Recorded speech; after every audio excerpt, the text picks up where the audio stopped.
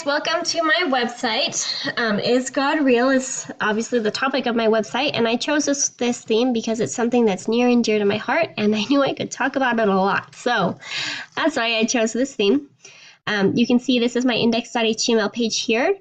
I wanted to have the user to have an experience where they kind of discovered the page as they scrolled down.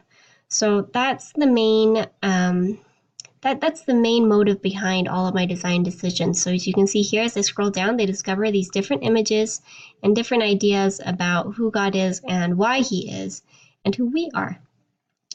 And you can see that this page has links. There's a contact link up here in the corner that's static. You have your navigational links, and then you have these little explanations and images that link to those same pages that are up here at the top.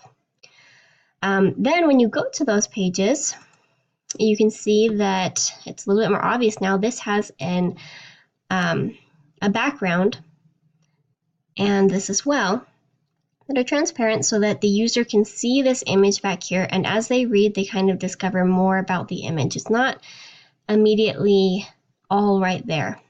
And there's like this one, for example. It adds to that user experience as they're scrolling through the page, that they're not just scrolling through different sections, but it's all one thing together. So that was the main design decision that I made. You can see here my contact page too, and my about that's a little bit more plain like my home page. And let's go back to that home page here. So the hardest thing for me to do was to make these sections line up pixel perfect. So what I had to do was first I tried to set up this background right here and line it up with this image. But when I put a background on my H3, what would happen is that it would be different sizes based on the text. I could not get it to be the same size as the image in every browser. So what I decided to do instead was add a left border, a very thick left border, to my image. So this is a 150 pixel left border here.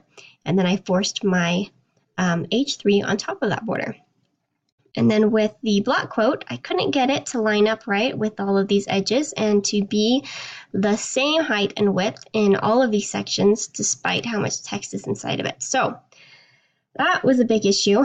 And to fix that, I set this in a CSS grid and gave it 3 columns, you can see here, and 2 rows, and told each element where I want it to be in respect to that grid. So that's how I solved that. Anyways, thank you for coming and visiting my site.